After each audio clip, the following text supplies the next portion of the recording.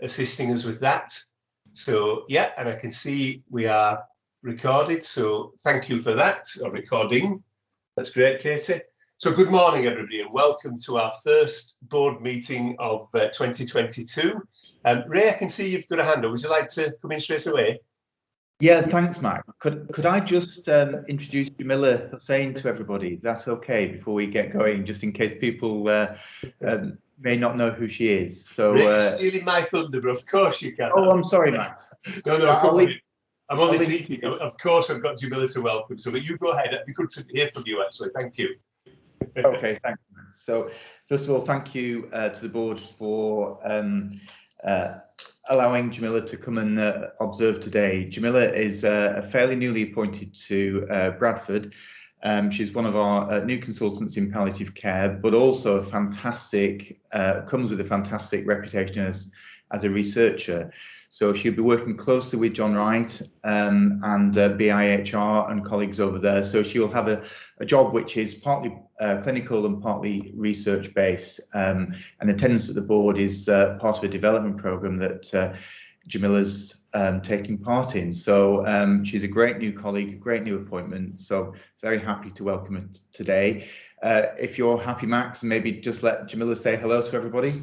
Absolutely. So Jamila, hopefully you can hear us. It's lovely actually that the Chief Medical Officer has taken the time to welcome you. That's terrific. Yeah, in the first place. So Jamila, if you can hear us, a very warm welcome to the Trust, of course, although I know you have the links with the Trust. Great that you join as a consultant.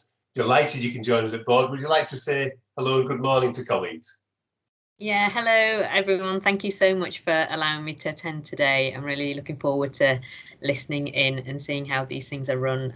As Ray said, I'm a palliative care consultant and my research at the BIHR is really looking at inequalities at the end of life.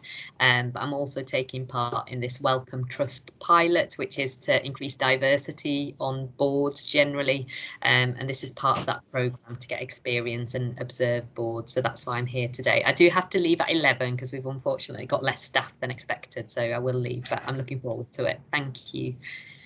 Great stuff, Jamila. A very warm welcome to you. I'm delighted that my ears pricked up when you talked about tackling inequalities. Well done you, and thank you for that. It's very important to us, and indeed a key item on today's agenda relates actually to how we address patients with learning disabilities and perhaps support them given their additional vulnerability. So, but obviously I realise in palliative care it's a sensitive matter as well. So thank you very much, Jamila. Lovely to meet you and delighted you could join us at board. So thank you, and thank you, Ray. Yeah, and the other warm welcome, of course, that we want to make is to Sugra. And Sugra is our new non-executive director, I think from today, Sugra, actually, isn't it? It's yeah, you're officially part of the team today. As ever, of course, all the proper checks always take a while to come through, and they've been properly conducted. So, Sugra, thank you for your patience while we undertook the necessary checks. But it's terrific to have you on board. You are an equal member of the team. It's absolutely appropriate. Should you have anything to say or contribute today, that'd be great. But would you like to say good morning and hello to colleagues? Perhaps say a couple of words of introduction. You're just on mute, so I'll let you get that off. Yeah. Just realised I'm muted. Yeah, good morning, everyone. I've met some of you before, I think, from my recruitment process. Yeah, but delighted to be with you this morning. Catch up with the documentation, but yes, be happy to join in. I am from Bradford and I've got a health and social care background, 28 years. I started very young with a background in social work and CQC. So my main interests are around care quality, governance and compliance. Great stuff, Sugar. So it's fantastic to have you with us. And of course, we all look forward to meeting you properly and one-to-one chats and get to know each other well. But it's great to have you on board. And with your significant experience, I think you'll make a real addition to the team. So it's terrific to have you with us and delighted you could join us today. Thank you. Thank you very much. Okay, so to business of the day. Clearly, we're in slightly difficult times, of course. And I know Mel's going to talk to us about the reducing the burden of reporting and releasing our capacity.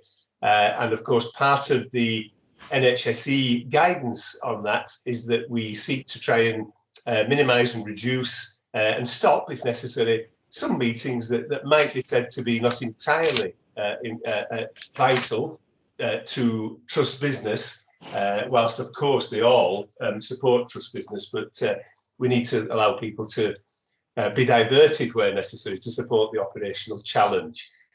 So in that spirit, of course, we have a slightly redacted agenda today, but that does not, and it's important I emphasise this, is it not, as chairman, that it does not in any way diminish the need for anybody, any director, of course, any member of the board, to raise anything and to challenge or to seek additional information where necessary. But we'll try and do that in a pragmatic way. Remember, please, as well, that of course the agenda and papers go out on our website. This is a public meeting, although we're unable at the moment to invite members of the public to join us here within the meeting. But the agenda and papers are on the website, and of course a recording of the meeting will be published on our YouTube channel. So be aware that we have tried our best to remain as transparent as we can. Okay, and I always like to, I know it takes up a couple of minutes, but I always like to just remind ourselves what we're going to go through with the agenda. And so having taken the minutes of the last meeting, I'm sorry we're not able to get a patient perspective today. It's with a view to trying to save a little time, but there's some terrific insights actually in the pipeline for us there, and I'm aware of some of what they are, so that's great.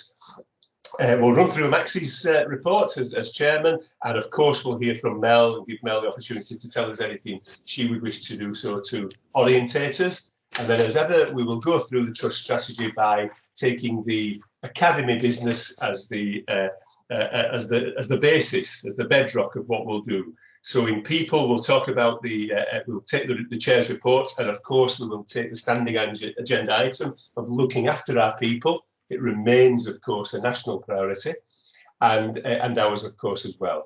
For finance and performance, the same thing. And I'm delighted, and thank you, Ray and Paul, for the Sergeant Paul, I beg your pardon, for the report on learning disability and our waiting lists and clinical prioritisation. So it's a great and interesting report, and delighted to see that at our board meeting, following what was a decision I suggest we should be proud of in July, where we said, yes, learning disabilities matter. So I was reading a Health Service Journal report yesterday that described how people with learning disabilities have 5 times more likely to be admitted to hospital, and indeed 8 times more likely to pass away with COVID, as a result of COVID. So, you know, we're talking about genuinely vulnerable people, and I'm delighted with our exec colleagues for the work they're doing in trying to deliver the board decision there. We will run through quality, of course, as usual, again, with the chair of the Quality Academy taking the lead. And we have our usual important maternity services update, and Sarah will be joining us for that. And we'll hear from Karen as to where we are with the vaccination programme. So thanks, as ever, Karen, for all the work you do on that, and your courtesy to this board to make sure that we are well up to date. We'll review the board assurance framework and risk register. And John Holden, John, shall I just give you 30 seconds? I know that you've circulated an email to board colleagues today about corporate strategy. Would you wish to just advise colleagues what the ask is there, perhaps? Yeah, it's possible Mel might have covered this in a CEO's update, but just to say, in the interest of time today, we're not discussing the draft corporate strategy, but it's not something that we can put on ice until we next meet in March. So instead, with your agreement and Mel's, we've circulated this morning a revised draft of the strategy, a bit of an explanatory note, and also some material about our strategic objectives, where we're suggesting some changes as well. And we've asked board members to respond in writing with a 2-week deadline by the 3rd of February. So I'll say no more at the moment. If anybody's got any queries, please contact me. Happy to help. But the papers were circulated this morning, and there's a 2-week turnaround by correspondence, please. Thanks. Thank you very much, John. I thought it might be helpful just to give colleagues a heads up that just something to attend to there in time. So thank you very much, John. May I ask whether there is any other business that we need to include, given what the agenda is? We do have the governance item, of course, on the charity committee sign-off of some documents, but is there any other business anybody would wish to make time for?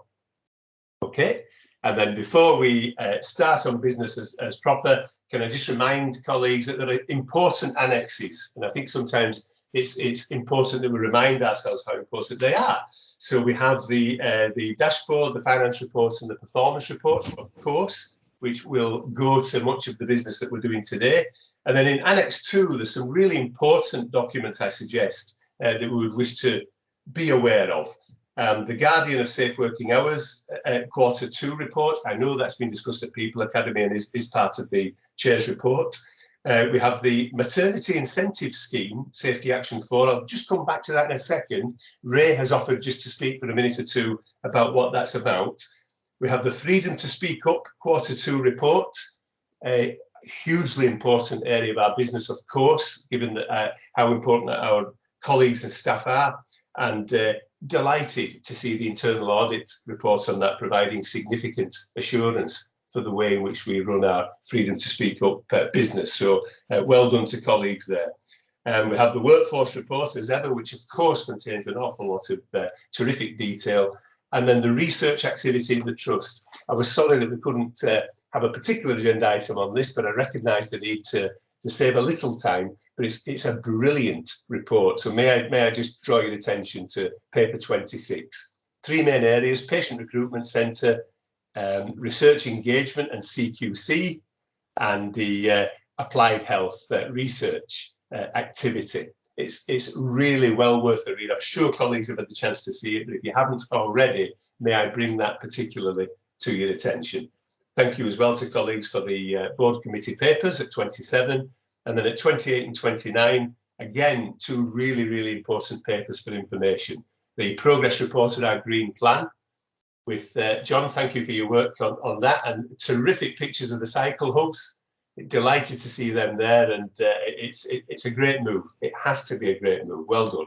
And the annual security board report. Thank you, Mark, for that. And Mark, I picked from that particularly about the fact that our assaults on staff stay, sadly, at a fairly consistent level, don't they? Of about 174 a year are mentioned in there. They're often clinical related, meaning that it often relates to the state in which patients are in, but again, well worth reporting. So excuse me for taking a few minutes for reminding us what's amongst the papers, but it was important that I brought to your attention what I felt needs some emphasis. Okay, do we have any apologies for absence, Laura? I don't think we do we? No.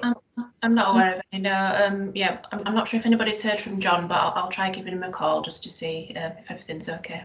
That'll be great, thank you, yes, yeah. And I confess, I hope it's not something he emailed me about 3 weeks ago or something, you know, it could happen. So hopefully we'll get John there.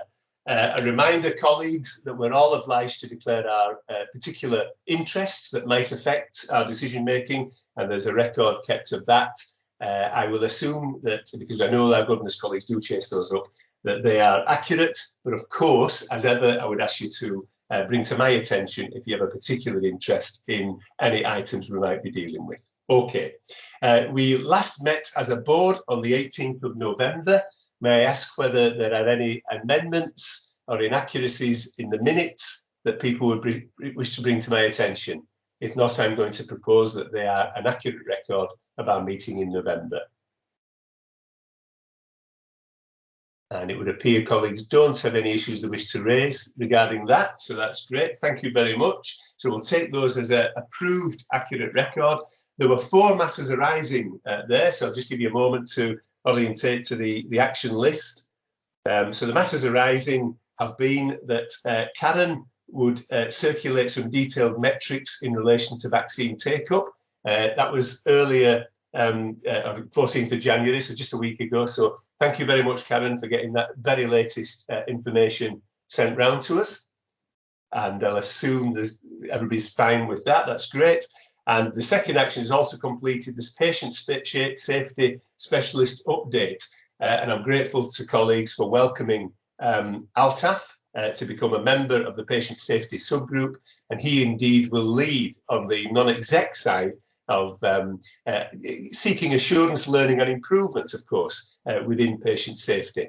And Altaf, it's my understanding as well that you met with two of the senior patient safety colleagues yesterday. Am I right there, Altaf? Yes, Max, you are. I had the pleasure of meeting Judith and Leanne. Kind of both of them brought me up to speed with all the wheels in motion. And I think they also let me know that the next patient safety group meeting is going to be in March. So they've delayed the February one because of the current pandemic situation, really. Thank you very much, Altaf. That's great. I'm delighted you were able to have that meeting. Thank you for your contribution to that work. And Ray, thank you for your leadership on that particular area as well. It's much appreciated. Okay, and the third of the 4 actions of the mental health strategy. Of course, we await that, and we hope, I think, I'll maybe just check with Karen, that we should be hearing something about that perhaps at the March board. Karen, is that still correct, or does there need to be any further delay? No, that's correct. We were going to have it on board today, but with the agenda, we deferred that till next month, next board. Thank you very much, Karen. And I know, Karen, you've helpfully advised board of the kind of increase in mental health presentations, haven't you, over the previous few months, particularly? Yes, I have, and we've done a lot of work with the Care Trust to address that and to make sure that patients have as smooth a ride as possible. Yeah, perfect. Thank you very much, Karen. We look forward to hearing that. Again, important work. And the Patient Recruitment Centre, I spoke with Laura about that just this week. Of course, we were enthused, were we not, to hear of the work of our Patient Recruitment Centre, and would be delighted to visit it when appropriate. And the promise is that that's still on the cards and being arranged. So we don't have a date for that yet, but directors, particularly non-exec directors, of course, who perhaps aren't getting the chance to get on site as much as we would like, are going to be welcomed into the Patient Recruitment Centre. So I'm pleased to say that is not forgotten about and is underway. Can I assume colleagues are happy with the 4 actions, please? 2 complete and 2 very much underway. Thank you very much. May I take you to paper 5, please? The report from the chairman. Thank you to governance colleagues for assistance in producing the draft of this. I do always, of course, go through it and make a few amendments, you know. But it's my report. It relates mostly, of course, to business with governors more recently. These are quite difficult times for our governor colleagues, again, given that we're not able to meet face-to-face quite as much as we would like. But it's very pleasing that they are well briefed and that we've been able to continue to keep our governance and governors meetings going. I have 3 thanks I just want to make from the report. So I would ask you please to take it as read. But there are 3 thanks. There's a sincere thanks to exec colleagues and the governance team for the speed by which information was provided to assist me in producing a mini brief for governors following my chair's quarterly meeting with governors. So it's always a great session, great informal discussion. And as ever, I try my best to answer in detail, but there are occasions when I have to turn to people who are hands-on and leading these things just to get the accurate information provided. And that was extremely helpful. So guys and girls, you know who you are, and thank you very much for that. May I also thank Mark Holloway for the superb briefing on estates that was provided as part of my last missive to governors, so the chair's bulletin. Mark, that was a terrific piece of work, thank you. And actually, I think we all learnt a lot from seeing that. So I do want to say thanks for that. And the third thanks I have from the chairman is that we were delighted to welcome Professor Zahir Irani, the Deputy Vice-Chancellor from University of Bradford, but the author of Bradford's economic strategy. And that was just Tuesday of this week, so just 2 days ago. And he was really rather inspiring. He gave a terrific presentation on Bradford's economic strategy. And we had all the non-execs there, bar one, who just had to give an apology. But also we had 3 executive colleagues joining us as well, and I was delighted you were able to do that. So it really was fascinating, interesting, inspiring, and came from the author himself, and indeed the current chair of the Economic Recovery Board. So really, really useful. And indeed, I'll share with you that a local MP was in touch with me only yesterday regarding the need for economic recovery in Bradford, and the fact that a recent survey has suggested that Bradford actually provides the best opportunity for economic growth. So I have shared that with non-exec colleagues. If anybody else would like to see that, I'd be delighted to share it. But it made me smile in terms of the timing of our own updates in relation to economic recovery. So I did want to say 3 thanks, as I say, and I would invite you to take the Chairman's report as read. Shall I turn now, please, assuming there's no further questions, detail required there. Shall I turn now then, please, and welcome Mel, and ask Mel to orientate us with what she would wish us to know as our Chief Executive Officer. So Mel, if you'd like to come in when you're ready. Thanks, Chairman. Good morning, everybody. And is it too late to say Happy New Year? It is our new year, so happy, make it a happy one.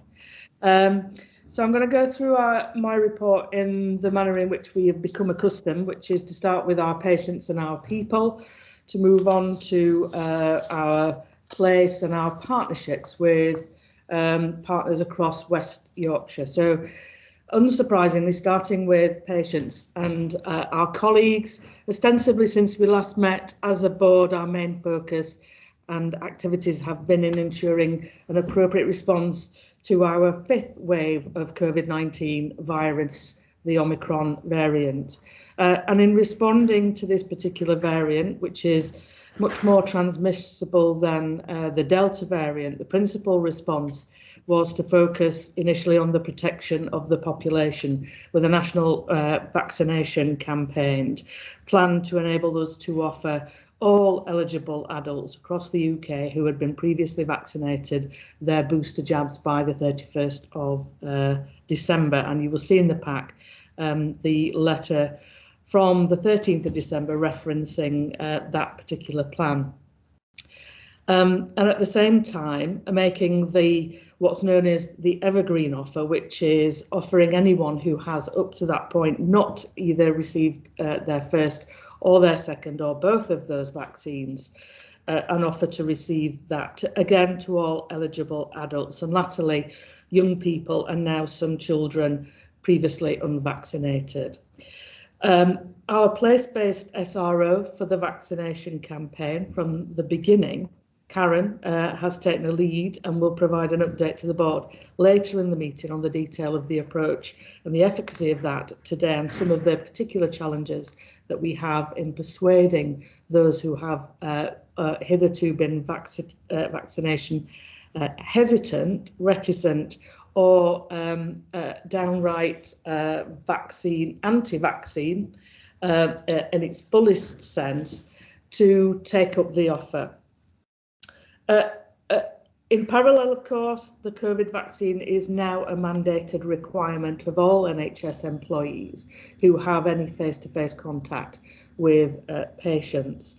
And in that regard, we have some very tight timescales in which those of our colleagues who haven't yet taken up the offer of vaccine can do so to enable them to be fully vaccinated by the 1st of April. And there is a significant piece of work ongoing in the organisation, led by Pat, but in conjunction with all the executives, particularly our clinical colleagues, to persuade those members of staff who have not yet taken up the offer to take up the offer. And I will leave Pat and Karen to perhaps touch in more detail on where that is. But it's worth flagging up at this point that it does present us with a significant operational risk if we're not successful in persuading some between 400 and 500 members of our staff who haven't yet taken the vaccine to take the vaccine.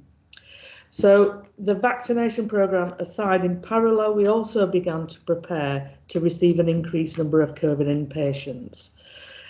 We've been participating in national and regional conversations to learn from the experiences of trusts in London where the surge began And as NHSE declared a level 4 incident back in December, the command and control structures across the NHS, nationally, regionally and in our place, and indeed internally to BTHFT, were reinstituted to facilitate timely, agile and responsive decision making in response to the emerging picture of how this, our 5th wave in 18 months, would impact.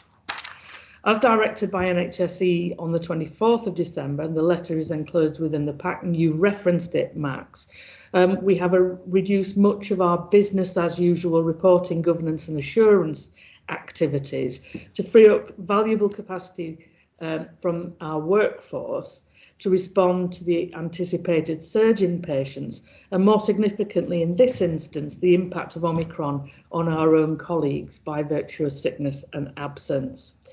We've seen an increase in the number of COVID patients, either being admitted with COVID, but again, a significant difference between this and previous waves has been the numbers of patients for whom Omicron has been an incidental finding, in that patients are admitted for other reasons, and then after a short period of time after admission have been shown to be COVID positive.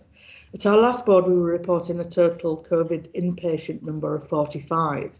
Today we have 106 inpatients. We have peaked at 116.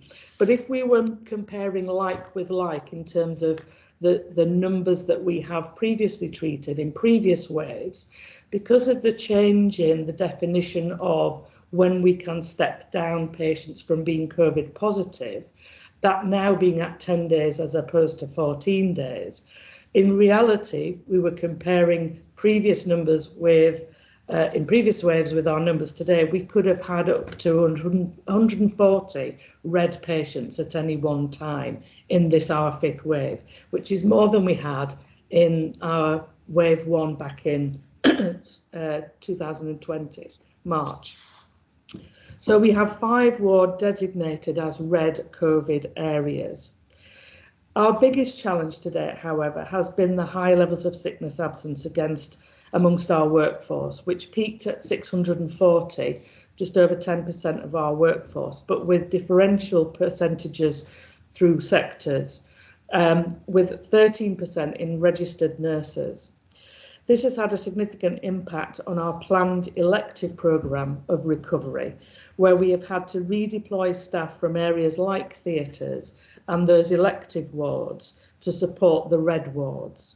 This, coupled with having to create extra red ward bed capacity, means that our planned operating has been severely restricted to only, once again, our most urgent elective cases, priority 1 and priority 2, trauma and urgent cases, and those patients with cancer and those other conditions that are classed as emergency and are time critical. A redeployment hub has been created with calls across all non-clinical areas to bring forward volunteers to be deployed into clinical areas. And this has been incredibly successful. As always, the response from our teams has been brilliant. I'm very grateful for their patience and understanding and their flexibility. And as a team, we continue to do all that we can to support them at this difficult time. And we've actually instituted daily safety walk rounds as an executive team across all areas, sharing out the various locations both here and at our other sites to make sure that staff have the opportunity to express how they're feeling. We can check out the temperature of the organisation in real time and deal with any emerging issues. Our capital programme continues to progress. ENT theatres, now renamed Bronte Theatres, have had their ventilation upgrades completed and are once again operational after some delays on the part excuse me, of the contractor.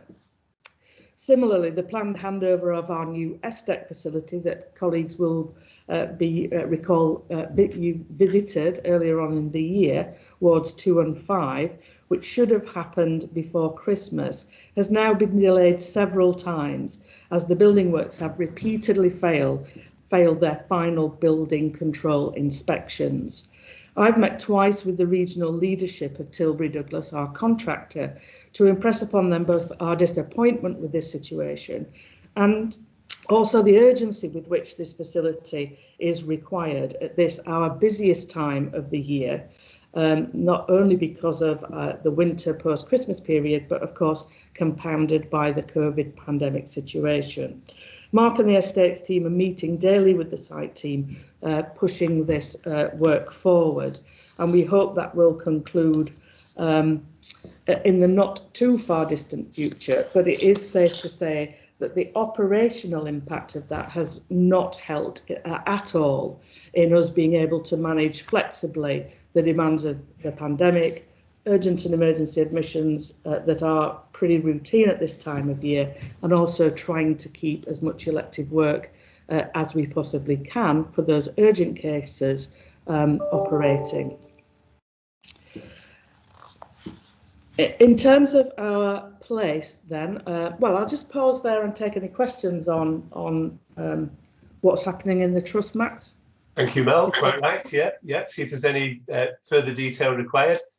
I just had one quick question, Mel. Did you say that we've renamed some of our wards Bronte wards? I don't think I picked up on that. So, we as part of the Outstanding Theatres programme, which you'll recall was referenced in, I didn't do the Chief Exec's report, but John did last time when I wasn't here.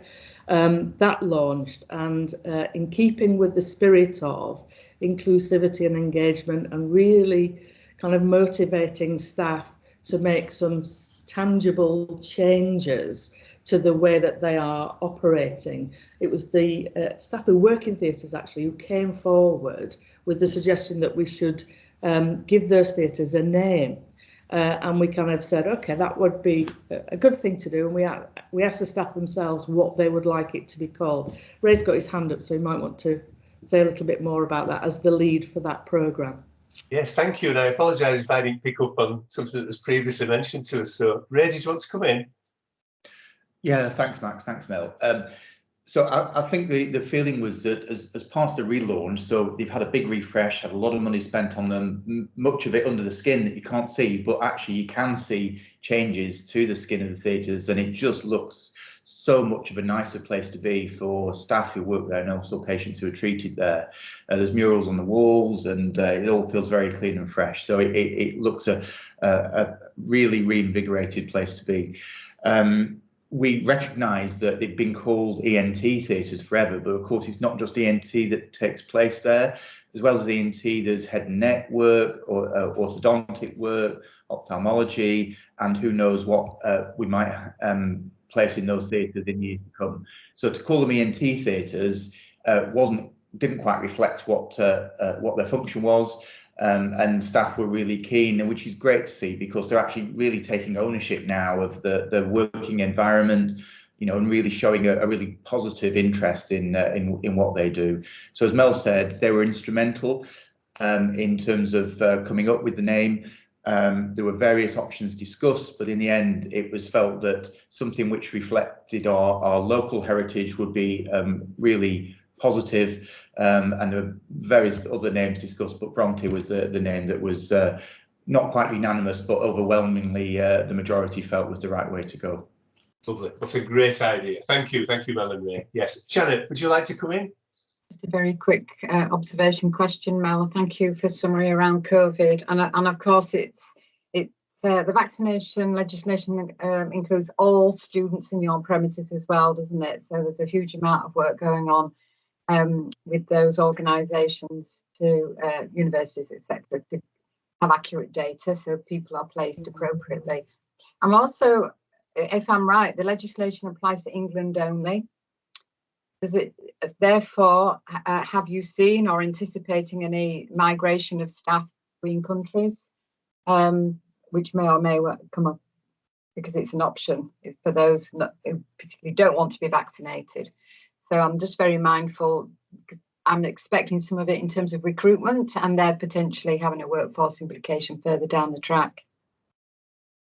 Thanks, Janet, and yes, that's correct.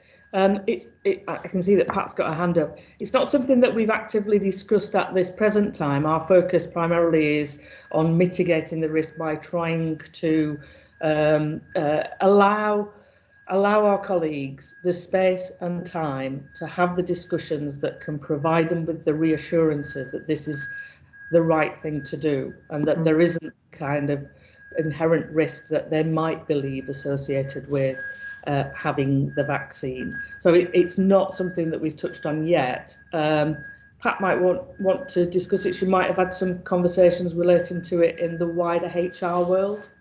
Thank you, Pat. Yeah. Yeah, so we're not seeing any impact as yet, but I know trusts on the borders as such of Wales and Scotland have seen movement.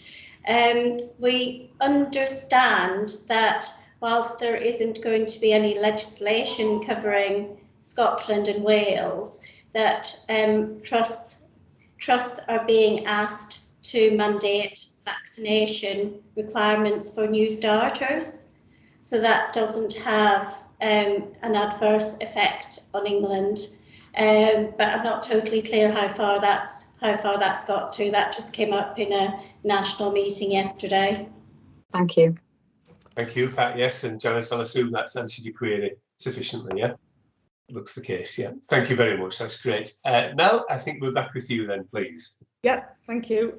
So moving to place, our big sort of transformation programme in place, as you will be aware, is our Act as One programme, and in line with the requirements to focus principally on the tasks in hand, the vaccination campaign and preparing for potential increases in inpatient work, we took the decision as a place back in December to pause transformation work in favour of redeploying the PMO that supports our Act as One activities into what we have determined as COVID Command, which is based physically at Scorex House and is supporting all the activities across Bradford District and Craven.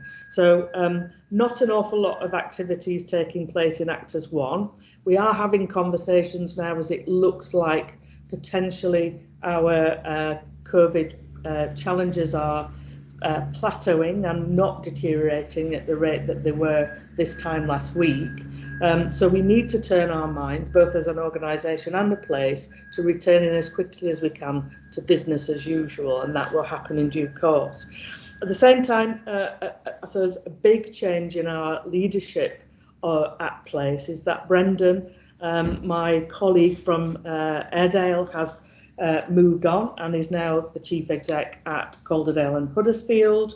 Recruitment has started for a substantive successor to Brendan. Until then, Rob Aitchison, who formerly was the chief operating officer, has taken on the interim chief exec role. And I've been asked to chair a stakeholder panel as part of the recruitment process for Brendan's substantive replacement.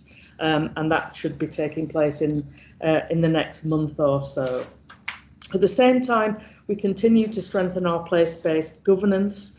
And news came, of course, that the enactment of the legislation to dissolve the CCGs and formally vest powers within West Yorkshire ICS would be delayed by 3 months. And this means that in Bradford District and Craven, and indeed all of the places across West Yorkshire, the CCGs will remain in their constitutional role until the end of June 2022. In that regard, Helen, who was planning to retire as the accountable officer at the close of the CCGs in April, has agreed to nominally stay on and continue to uphold her accountabilities within that role until the end of June. And so, in essence, that gives us more time as a place to strengthen the arrangements and to run as a shadow body between now and the end of June, with a desire to go live on that across all of the structures that we are proposing to put in place. And colleagues may recall we shared that at our last board development session, having, for example, the ICB Partnership Board and certain subcommittees of the board mirroring, much like we do as an organisation, the functions of finance and quality and people and such like from April. And in that regard, we are about to go out to recruit an independent chair for the Integrated Care Board for Bradford District and Craven. I would encourage all our non-executive colleagues to potentially have a look at that opportunity, but share it more widely across their personal networks, because we really do want to secure a really good person in that role to take our vision of happy, healthy at home forward. And then moving to West Yorkshire and our partnership role, we have continued to meet as WIAT on a monthly basis under the auspices of the programme board.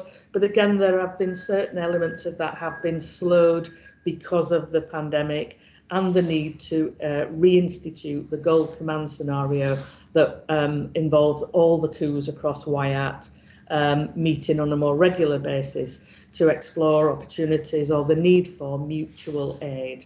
That also now includes the ambulance service, who, if you've been following it in the press, been under significant pressure during this period for the same reasons as us, increases in demands, but also very significant staff sickness amongst those. So much so that in West Yorkshire, we've just had our first members of the military coming into West Yorkshire to support the ambulance service over the next few weeks.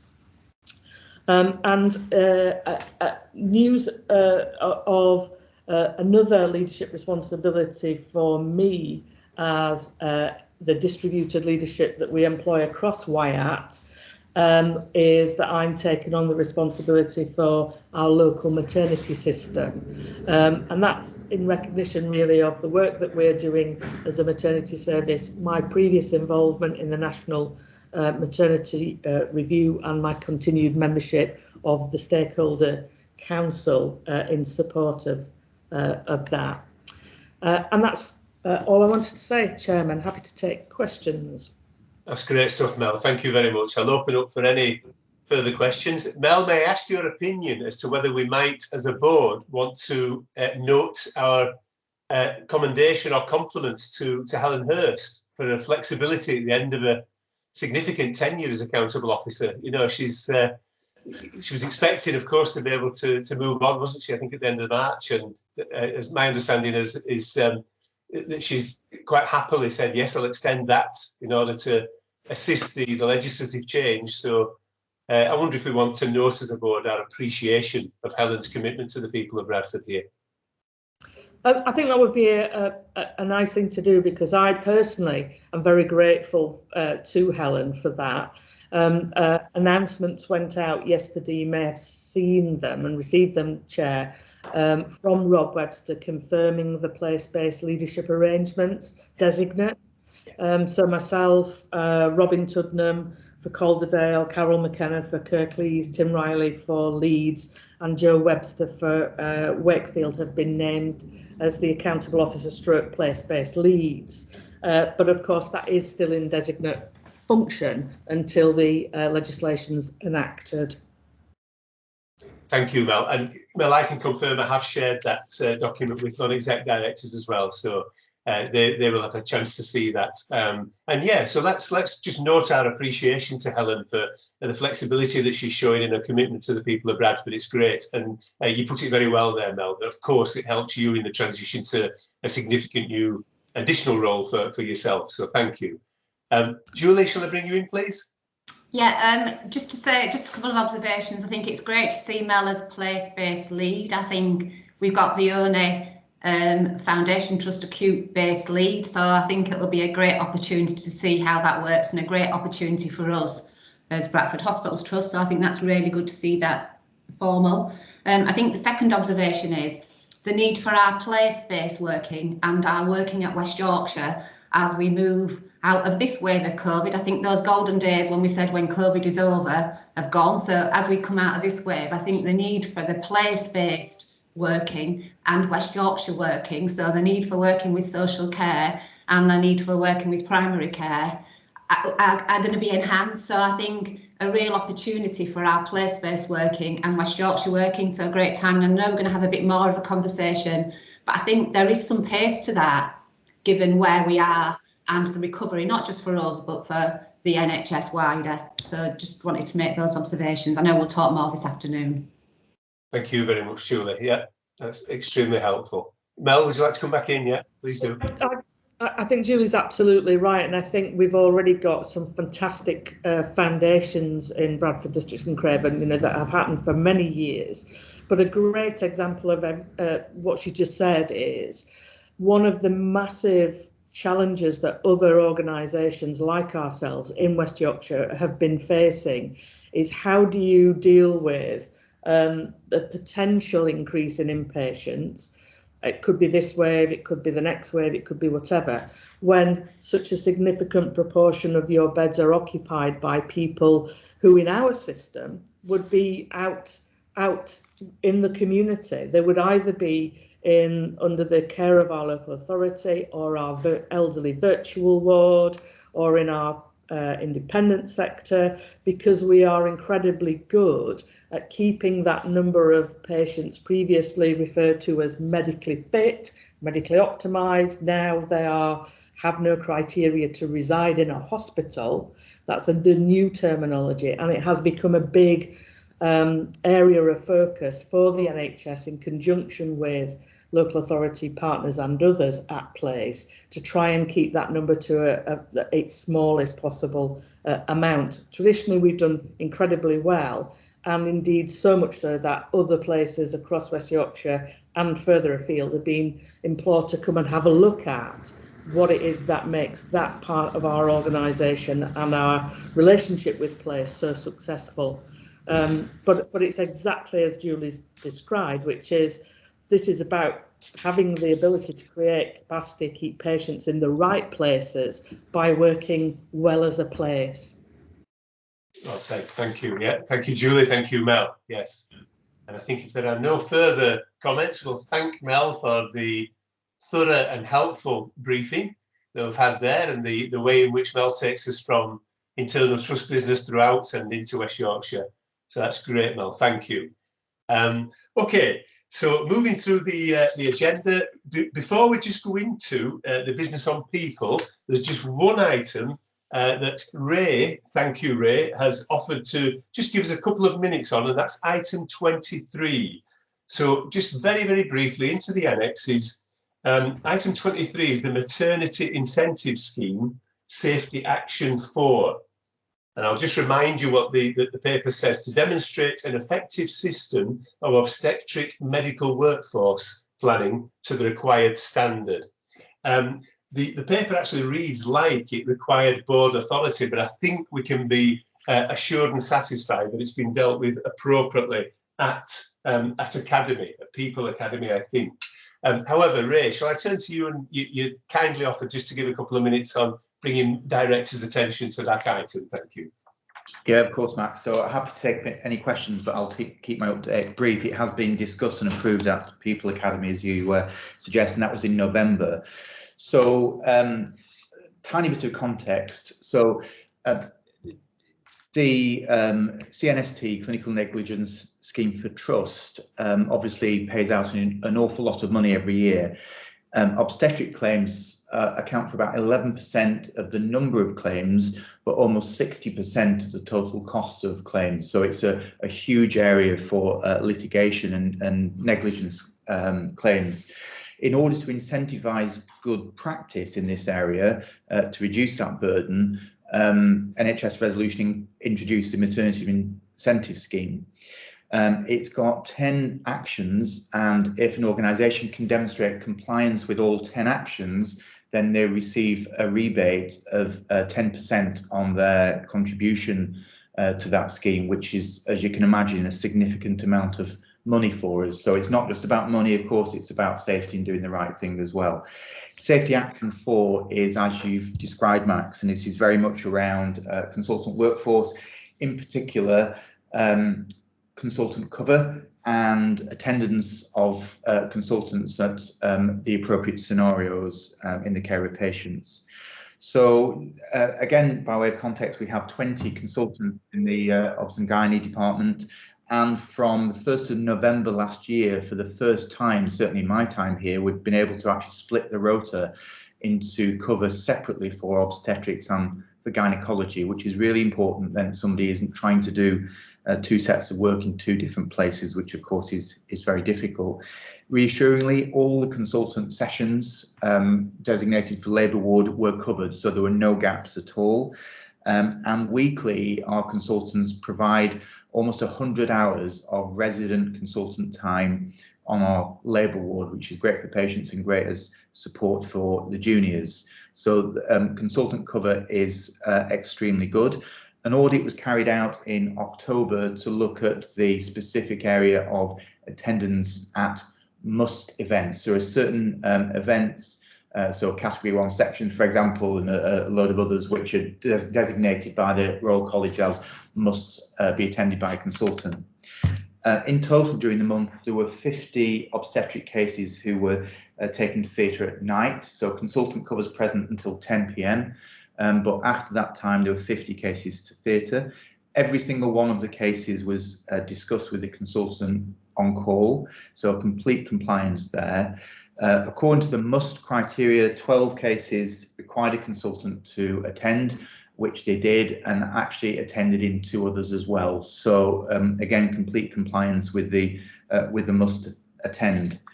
There were some other notable areas of good practice in terms of the safety debrief sessions, which were carried out every night at 8 o'clock, led by the consultant obstetrician. And as I said, 100% involvement by consultant in the decision-making discussions. And on no occasion did the consultant obstetrician fail to attend when requested to do so by the night registrar or the midwifery coordinator. So the audit demonstrates good compliance with Safety Action 4. The presentation, as I said, was given at People Academy. So I'd asked the board to support that view on compliance and sign that off. Ray, thank you very much, and thank you for just picking up on that this morning for us. Thank you. So, colleagues, just to remind you, although it's shown as for information in the annexes, the paper begins that Trust Board is required to sign this document off, and by acknowledging the women's CBU engagement with the Royal College, etc., and the sort of things that Ray's just told us about there. So I was conscious I didn't want to miss the opportunity for any director just to say, hang on, pause, and I just want to ask any further detail. But I think Ray has probably helped us there. It's very encouraging, actually, isn't it? So hopefully people feel okay about that. And it was the opportunity to ask any questions if required, and it would appear not. So Ray, thank you for that. And I appreciate your flexibility there in just bringing that to our attention. Great stuff. Okay, so shall we turn to the people business of our board meeting, please? And I'll perhaps just turn firstly to Karen Walker.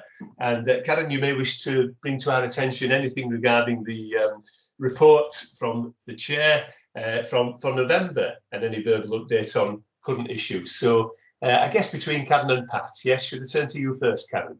Yeah, thanks, Max. Yeah, a very busy academy in November, and we talked about lots of things, including inclusion and belonging, the maternity incentive scheme, safe working and freedom to speak up. But I thought I'd just give you a highlight really of the main risks and the mitigations to give some assurance around what's happening across the trust at the moment. And Mel's given a really great update on many areas of this more currently. I think it's fair to say the main risks are staffing. So level of staffing at the moment, the impact that has on people's experience of coming to work. You know, it puts pressure on everybody when there are staffing issues and absence. Mandatory COVID-19 vaccination requirements obviously impacts on staffing as well. It impacts on people concentrating on themselves and trying to find a way through this. And then vacancy levels overall impacting maternity staffing was called out as another risk. We saw an increase of staff turnover in October, and we also saw staffing impacted by sickness. So we saw sickness increase, with the reasons around stress, anxiety and depression being called out as the top areas for absence. And there is a problem in terms of absence, because in comparison with other comparable trusts, we do stand out, and we've got a deep dive on that at next week's People Academy. So we are looking at more data and information as part of our deep dive to understand why we might be a bit of an outlier in comparison to others. And there's been other reviews. So the recent staffing review on safer staffing has resulted in changes, which means we need more people. So there's a whole culmination of issues around needing more people overall. We had a really good chat about winter preparedness. Obviously, staffing remains a challenge now as well. There has been another staffing review around realignment of wards that's been done, and that has created an additional 100 posts. So, we're on the lookout for people. We talked about how Karen and others manage the nursing and staffing situation across the trust. And we talked about a dedicated matron for workforce planning, who is available between 7 AM and 9 PM, and has now been placed in the command centre. So actually she's right at the hub of what goes on and how it goes on for the trust overall. And the command centre pick that up outside of those hours. So there's a constant watch on deploying people alongside the roster system as well. And all of these things are managing the acuity of patients to effectively get nurses and midwives where we need them most across the trust. And Karen, as chief nurse, gets hourly assurance that we've got people where we need them most. But that acuity is impacting the numbers and of what we require to manage the patients. There is a lot of work underway as well on planning future workforce. So looking at such as apprentices and nursing associates, and we are making progress in terms of, for example, overseas nurses recruited. So back in November we were at 42 out of the 50 required. So against a backdrop of all this challenge, we are making progress in terms of recruitment.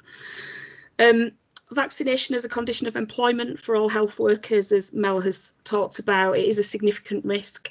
At the point in November, we were waiting on the Code of Practice and Guidance. Obviously, that's now been received, but it is challenging.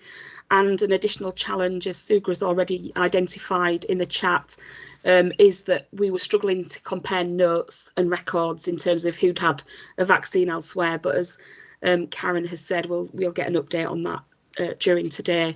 And there was an awful lot of work focused on vaccine hesitancy, so drop-in sessions with the relevant people, trying to persuade people who were hesitant to take the vaccine. So a lot of work across the trust overall. And obviously this is November's update, so all of these challenges before Omicron happened. And we do have the People Academy next week, and we will look at absence, winter preparedness, staffing. It's all on the agenda. But needless to say, the pressure's increased. There's now 14 days before people do need that first vaccine. COVID is impacting staff absence. As of yesterday, there were 260 people across the trust who were absent. But there is a lot of support available as well. So there's a lot of self-help techniques, there's stress management, a brew and a chat, there are wellbeing walks, wellbeing initiatives, everybody's working really hard to support people under pressure. And one area that we did take a really good look at was civility in the workplace. And we've talked about this at the board before, and we got a really good taste of what that looks like. There's lots of research across the NHS suggesting that toxic behaviour costs the NHS significantly, and obviously people leave as a result of that as well, so it leads to really high attrition. And there's evidence to suggest that rudeness does impair your performance in the workplace. And civility in the workplace is a brilliant initiative, and it is there to improve civility overall and tackle those poor behaviours, and tackle the issues that impact how people feel about coming to work. And we talk a lot about psychological safety, so being able to speak up without fear of consequences or humiliation in the workplace. And it is important because actually that psychological safety improves the environment, and it means that people can better contribute to improved patient care and outcomes. So civility in the workplace is absolutely key for us as a trust. And what it does is use data and policy and process and cultural awareness and people support. And it's very much focused around education and engagement, creation of a behaviour framework and building confidence and capability in the trust managers to be able to manage civility across the trust. So we had a really great discussion on that about identifying acceptable behaviours. We talked about banter, we talked about cultural issues and taking those into account, and more generally just challenging what isn't acceptable and making sure that managers are capable of having those challenging conversations. So we've agreed it'll be on the Academy work plan. It is an important area. It's a fantastic piece of work, and the org design and development team have done such a brilliant job in bringing this to life for people. And I'm sure Pat will give an update in terms of looking after our people and how that's going as well. But yeah, just calling out really the main staffing risks and all the work across the trust that's going on to mitigate some of those and hopefully make it a great place to be. Karen, that's a great briefing. Thank you very much. I can hear myself coming back, so I'll be careful how much I say. But I do want to just and I'm not ranking chairs' reports, of course, between the different academies, but may I compliment Katie and yourself for the way in which this has been produced. It's brilliant. I love the idea of the 10 key areas, the bullet point format's terrific. And may I, as chair, endorse your intentions to deep dive analysis into sickness. I was delighted to hear you pick that particular issue out, Karen, and your intentions to take that through Academy work. So great stuff. Thank you very much indeed. I'll turn to Pat and ask whether there's anything Pat, or of course any other members of the Academy would wish to bring to our attention. Pat, was there anything else you would wish to say about the People Academy Chairs reports? I suppose I was just going to give a bit more information on fee code.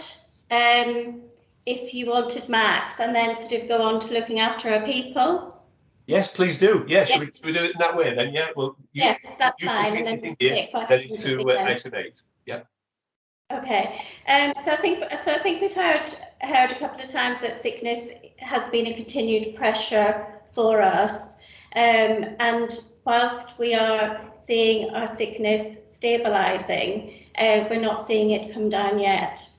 And we're seeing added pressure this week in terms of the number of children who are sort of testing positive, being sent home from school, etc.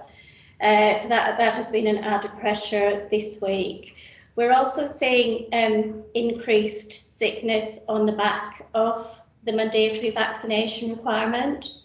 So we're seeing people who don't want to be vaccinated going off sick, or people who feel pressured to be vaccinated because of the impact on their role, also going off sick.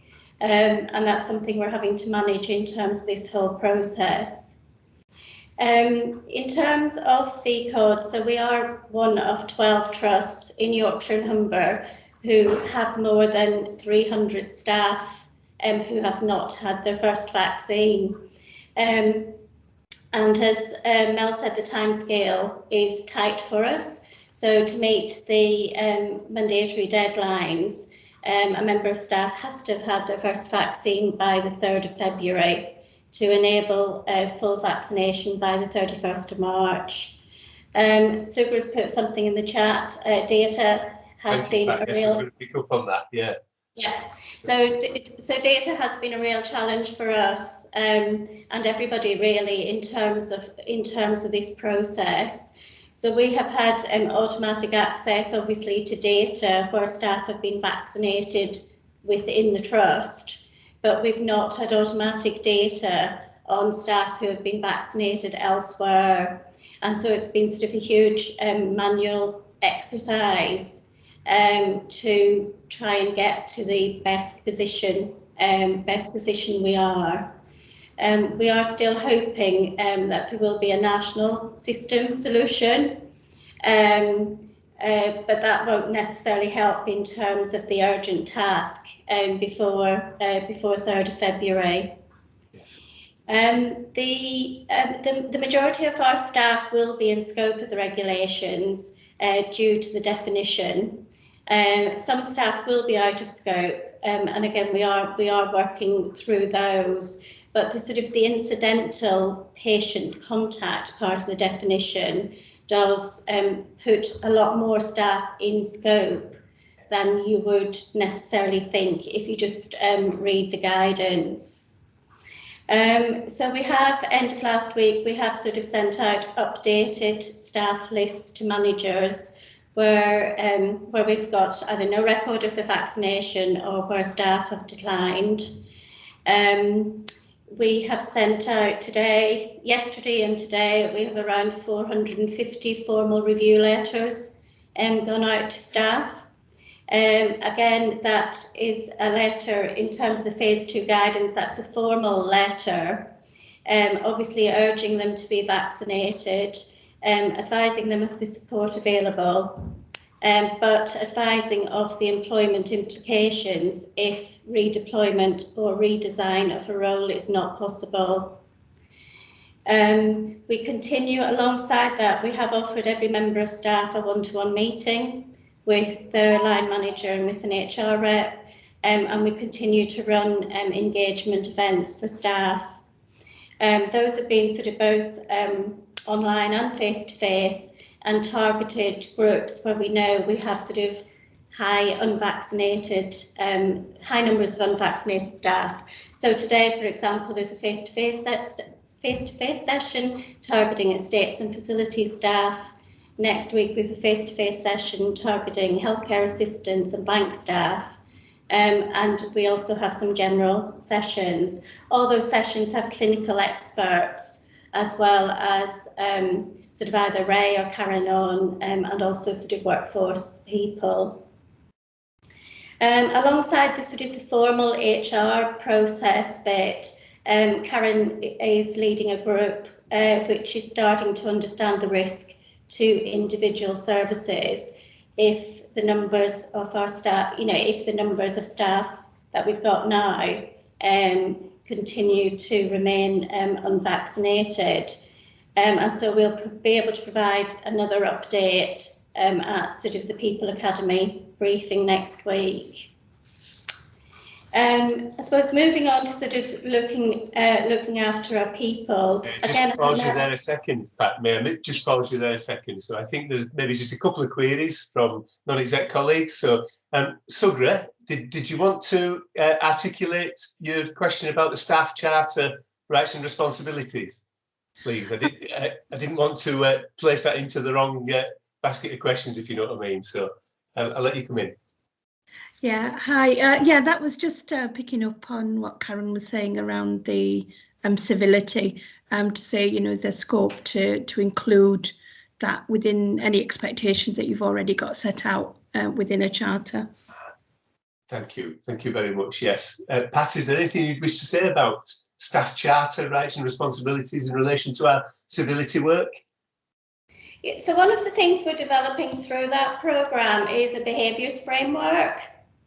And that's one in terms of our first 6 month priorities. That was one of our key pieces of work, and obviously that's very much aligned to a staff charter. Thank you, Pat. Thank you. Sugra, are you content that there's some attention to that? Yes, that's great. Thank you, Pat. Yeah, thank you, Sugra. Yeah, and Mohammed, would you like to come in, please? Thanks, Max. Just a couple of questions on the vaccinations, please, Pat. Thanks for providing us an overview. So I was just looking at the influenza vaccinations, and that seems 41% seems lower than I think we've seen in the past. I was wondering whether there was kind of a view that perhaps the COVID vaccinations were kind of cannibalizing the influenza vaccinations, and so people kind of being trying to pick one vaccination over another, perhaps, and whether that was a real effect or whether how does this compare to normal in terms of pre-COVID? The other thing was just in terms of the number of staff not vaccinated. I think the numbers you're seeing about 450. That's less than 10%, isn't it, of our staff? And that I was just thinking how that reflects to Kings. So we had the clinician whose name I will not mention, who I think confronted the health secretary about vaccination, and I think the chief executive of that trust said that they had 10% of staff that were unvaccinated. So our numbers seem less than that, which is good, but the numbers still seem quite high. And I was just interested in terms of that 450 across the trust, but are there pockets where there are significant team members, clusters of people who work together, perhaps, that if they were all absent, if we had to take action against all of them or try to redeploy them, are there particular areas that may suffer more than others? Because presumably it's not smoothed out 450 across the whole organisation. Okay. Yes. So in terms of flu, I think we definitely have seen the impact of the COVID vaccine on our flu delivery. We have really struggled to get engagement in that, and we are probably about 20% lower on flu delivery than we were sort of this time last year. Fairly consistent with Sheffield and Leeds. So I think there's definitely been people not thinking it's worthwhile getting flu vaccine, and people prioritising the COVID vaccine, even though we have co-delivered. We have co-delivered vaccine, so we have definitely struggled this year with that. In terms of our numbers, and I know Karen wants to come in. So in terms of percentages, we are showing a sort of 93% staff having had a first vaccination, which I know is better than King's, but is with Bradford District Care Trust is the lowest in Yorkshire number. So we are still in that sort of top 12 as such. There are sort of definite groups where there is more vaccine, where there is a lot of vaccine hesitancy. So healthcare support workers is a key group, and that is a key group coming out nationally, as there being issues with facility staff, porters, domestics, ward hospitality, security is another key group, and radiographers. We're not really sure why radiographers, because within other AHP groups, so we have very high uptake within physiotherapy, occupational therapy, and dietetics, but we have low uptake in radiography, and a very focal anti-vaccination group in radiography. And then in terms of impact on, particularly on wards and services, that's something Karen is sort of delving into in more detail. So I don't know, Karen, do you want to come in at this point? Thank you, Pat. Yes, Karen. Thanks, Pat. Thanks, Chair. So we've actually got a meeting this afternoon with CBU managers, etc., to look at this. So if you just focus on the highest staff group numbers, so healthcare support workers is one that's nationally and locally sticking out as the higher percentages of unvaccinated staff. Actually, that might not necessarily be the services that are most at risk. So what we need to do is really understand, are there pockets of a smaller service that might only have 10 staff in it? And if they've got 5 staff that aren't vaccinated, that's going to be a real issue going forward to how we maintain resilience of those services. So we are going through individual names by individual service. The care groups are doing that piece of work and have been doing it all week. And Sajani and Ray are meeting with the teams this afternoon just to see where the risk is. But what we are seeing encouragingly is that the list that we have, there are a number of people on those lists that have been vaccinated, maybe at the GPs or other vaccination centres. And when they bring the proof with their NHS number on it, we're able to account for those as being vaccinated. So that is encouraging. Thank you very much, Karen. And Ray, would you like to come in, please? And then Paul. So Ray. Yeah, thanks, Max. Just to re-emphasise what Karen and Pat have said, that the numbers that we've got that we don't know about, we know that a proportion of those will turn out to be vaccinated. So the numbers we talked about aren't unvaccinated staff. These are staff that we don't know yet because national systems haven't been able to give us that information. I just wanted to just a bit of feedback from the Q&A session that we had that was open to all staff last week, and I've done a couple of these now. And it was interesting that the mood on the Q&A sessions had changed. So the early ones I was involved with, it was very much, well, what's the evidence? I don't believe the evidence. Why, you know, I don't want it. On the last one, it had shifted, and it was more, why is this being imposed on us? So not so much questioning the science, it was questioning the imposition and the legislation around making it a requirement. And the anger, if I can call it that, or frustration, actually wasn't directed against the trust. It was more against the decisions that had been made at government level, and a recognition that our hands were tied in that it is now law and we are required to apply the law there. I think you make a really good point, Mohammed, about the differential impact in different areas, and that might be geographical or might be staff groups. And as Karen said, we've got a meeting about that later.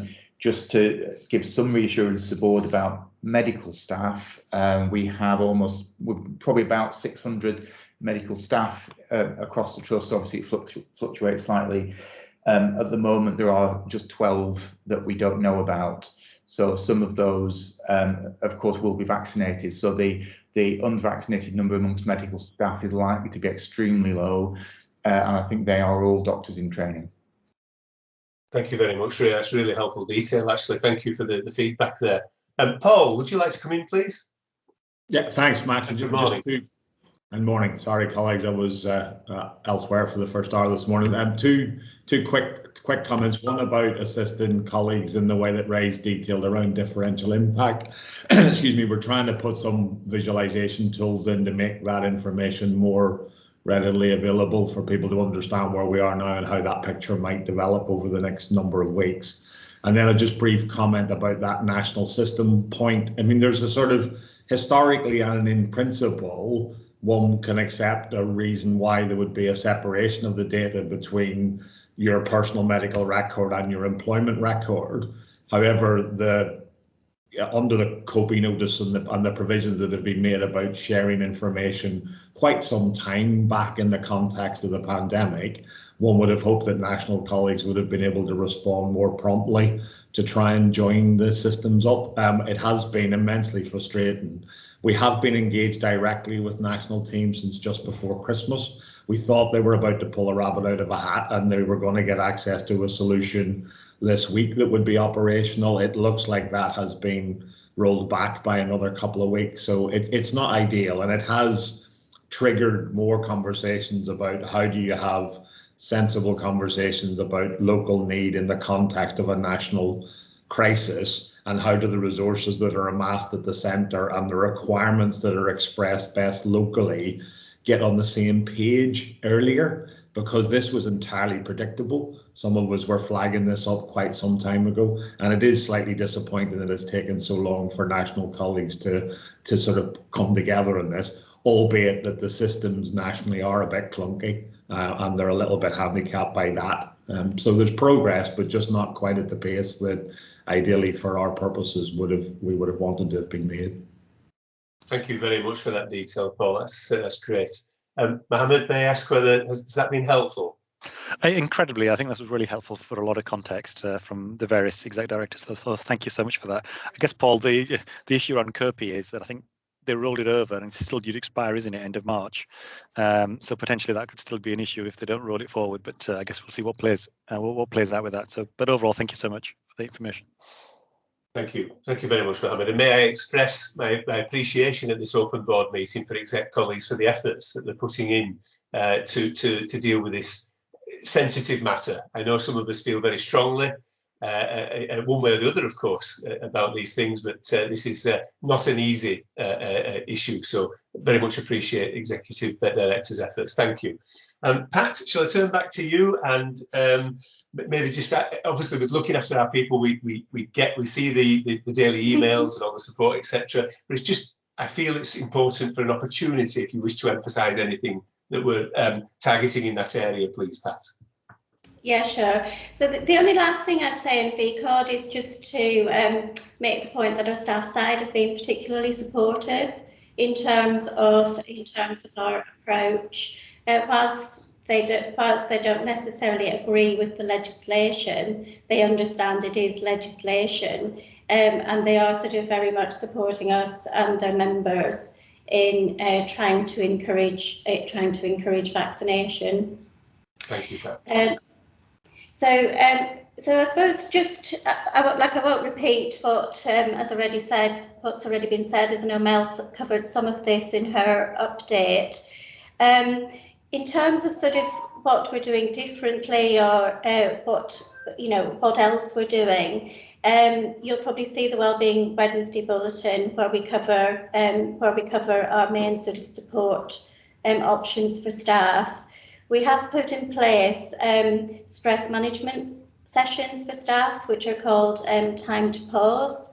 It was something we were actually asked to do by some staff. We appreciate that it won't suit everybody, and that we'll probably get small numbers at those sessions, but those are running over the next few weeks for anyone who wants to join. We're also putting in what we're calling just time, what we're calling brew and a chat, which is sort of again a safe space for staff just to join online for half an hour. There'll be sort of an OD facilitator there, just really to sort of let off steam or to raise a concern or just to have a general chat, which will be fed back through. In terms of alongside that, we obviously still have our sort of formal staff counselling provision, which is available through our employee assistance programme. And we've got mental health support through the West Yorkshire and Harrogate Mental Health Hub. In terms of the latter, we've actually just got some take-up data for that, which for Bradford is really low. So over 50% of their referrals have come from Leeds and only 17% from Bradford. So that's something we're going to look and see whether we can sort of publicise better, or whether there's any barriers in terms of access to that service. And we now obviously have a staff psychologist and a CBT therapist who are taking both sort of management and staff referrals. Whilst we have paused appraisals for January, we have continued to stress the importance of people having wellbeing conversations with each other, and just that check-in point in terms of how are you, is there anything we can do, etc. And that's something we're also as execs picking up through our walkabouts. Probably the final thing is the Improvement Academy have just published a report called Beyond Demoralised, and this follows interviews with around 60 healthcare staff between sort of November 2019 and August 2021 around how staff are feeling, what staff feel they need, what staff would value. And this is a report I'll be taking through to the People Academy to have a further discussion in terms of sort of how we develop our health and wellbeing offer, our Thrive offer, going forwards. And I'll probably ask one of the authors to come along to People Academy to actually, present the findings of that report. Great stuff, Pat. Thank you very much. Yes, thank you, Pat. And Pat, can I just, I think I'll just bring to directors' attention that governors are very complimentary of the efforts that we're making to look after our staff. And indeed, we're really interested in take-up rates and the like. So, Pat, it's great that you may be able to have some information to share with governors at council. Thank you.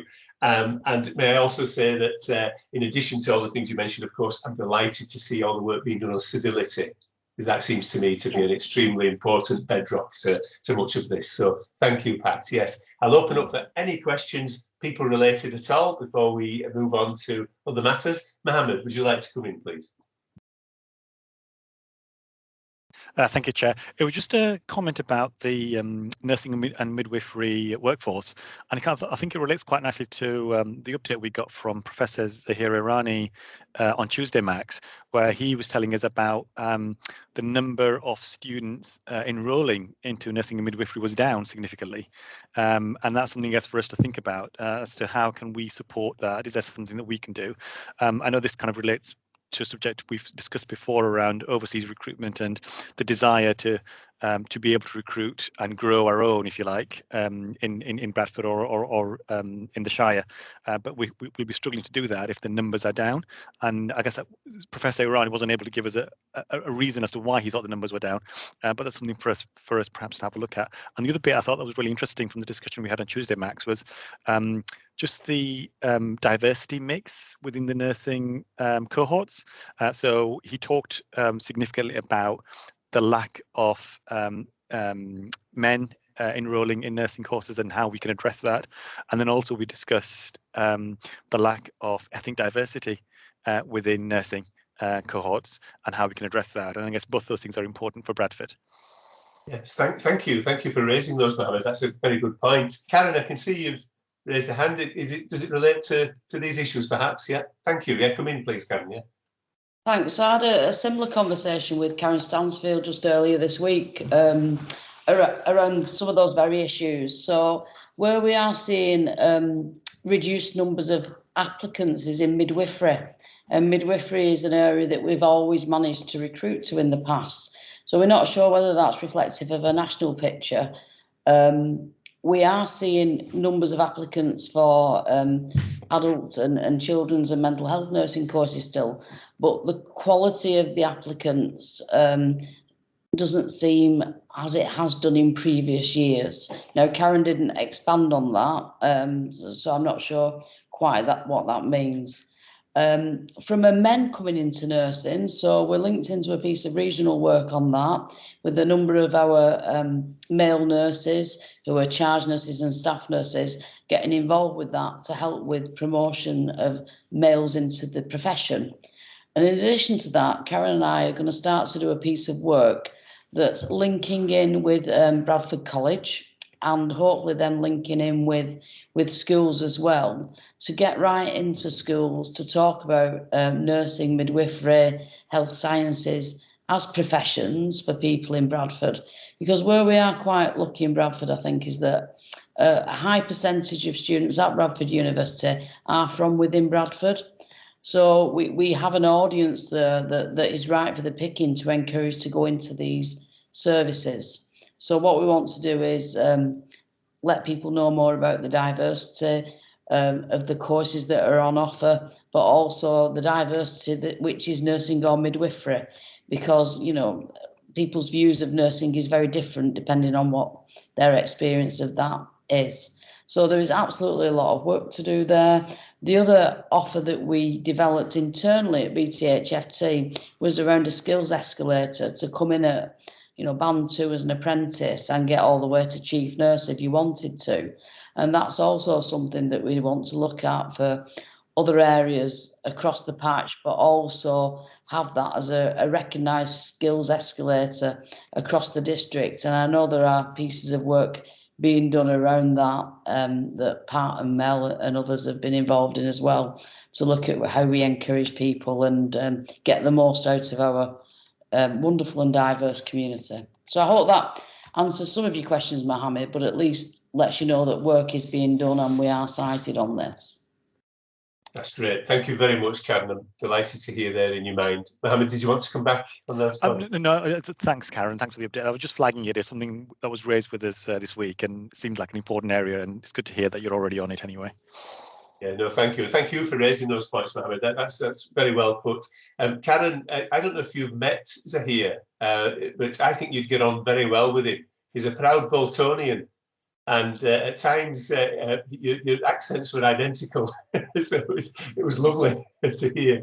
So I think you'd get on very well. He was a very inspiring guy, actually. So Paul, may I turn to you first before Janet, perhaps in thinking that this might be related to what we're talking about. So Paul first, please.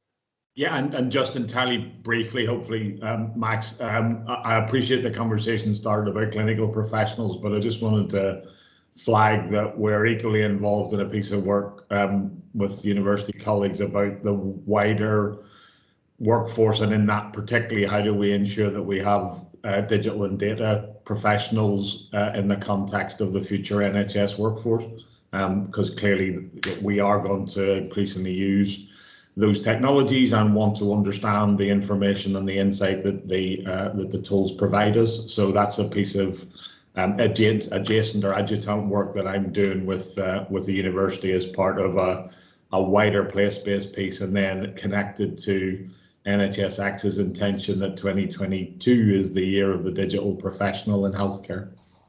Thank you very much, Paul. I'm sure the board will be delighted to hear that, given that digital innovation is in fact one of the key work streams of the economic strategy. So I'm delighted you're involved. Thank you. Mohammed, would you like to come back? Yeah, just a really quick one, please, Chair. Paul, thanks for raising that about digital professionals. And I wonder whether you've come across the Shuri Network, which is a group of clinical informaticians looking to get more women into that role, and they've been really fantastic. I work with Shira Chok, one of the co-founders of Shuri, and for those of you who don't know, the Shuri Network name comes from the Black Panther movie. She's a sister, yes, all of that. And so it's the lady that comes up with all the innovations in the movies. And but they've done some really fantastic work, and they've won some fantastic awards. And I just wonder whether, Paul, there's some collaboration we could do with the Shuri Network in terms of trying to get more diversity into our clinical informaticians and the digital team. Yeah, Mohammed, I wasn't crossing my hands as a sort of as a nerd of the Black Panther, but no, absolutely. So Shira and colleagues are friends. I'm proud to call myself an ally of the Shuri Network. Was in my previous role, and I've remained connected to it with a commitment that we make the rubber hit the road in Bradford in relation to them as well. So they're an excellent organisation and an excellent set of leaders. That's good to know. Thank you, Mohammed. Thank you, Paul. Good discussion. And Janet, would you like to come in, please? Just to add to Karen's points, really. So it's good to know that Karen Stansfield's perspective. So nationally, quite right, the applications across the NHS professions are down, but it's not quite like we'd like comparator, because the university central application system is extended to the 26th of January, and it was the 17th of January last year, and that was announced late. So student behaviour often is towards the target date as opposed to well planned, but overall we're expecting it reduced. And in terms of quality, reduction in itself isn't an issue if the quality is good. So we're seeing across the profession some variation. We're seeing increased quality, particularly in midwifery, even though the applications are down. So we can't read too much into just pure application numbers per se. And don't forget, last year there was a huge swell in the positivity around about being an NHS professional, and some of that bubble might have burst or run out of steam. And my only other point about outreach, for several years, particularly men and particularly diversity across different professions, has been going on for some time. Yes, we need to do better, and we need to really get into the 13, 14-year-olds as they're formulating their ideas about what it is they're wanting to study. And there's quite a lot of outreach work that goes on, but it's great that, you know, the more we can engage with that outreach work, the better. Thank you very much, Janet. Thank you. Yeah, listen, I'm delighted to have given some time to our people agenda today, perhaps a little more than, well, perhaps than we're able to, but certainly it always depends on what order it comes in the meeting, doesn't it? So, excuse me, and they've been really, really useful discussions. So thank you so much. It may just require a little brevity on the part of colleagues as we talk on finance and performance and quality. However, as I say, never to diminish the need to raise anything that's to be done. Shall we deal with the finance and performance issues and then take a a break and we'll come back to quality. Let's do that. So thanks everybody for the contributions on people. Actually, I thought the seriously the quality of the conversations there were terrific. Shall I turn now? So we're on paper 9, please. And shall I turn, please, to Julie in the first place, but obviously recognising that we have Saj and Matthew here as well, and perhaps ask for any matters that you would wish to point us towards, Julie, in terms of work in the Finance and Performance Academy. So the mic's with you, Julie. Okay, so I'll be quick, recognising the need for people to get back to the operational pressures we're facing. Take the report as read. The only thing I would say is our financial position is on track, so nothing to worry about this year. From a performance point of view, I think we all understand where we are. The report is really October's position. We looked at it in November's meeting. We haven't met since then.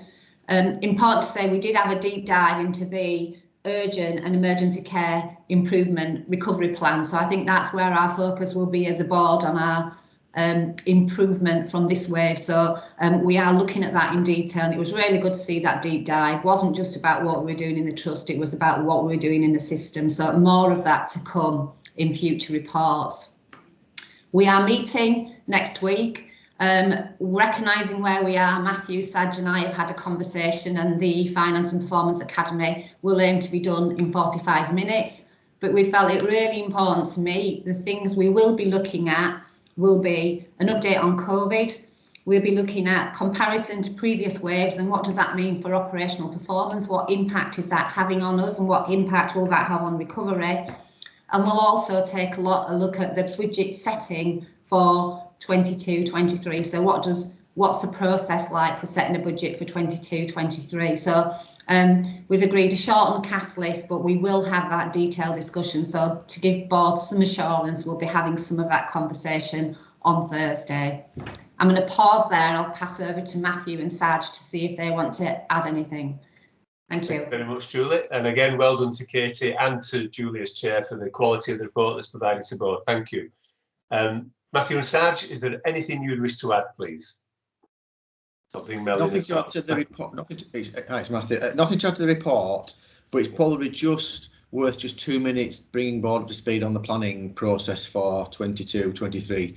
The draft guidance was issued on Christmas Eve and continues to be issued and updated on an almost daily basis at the moment.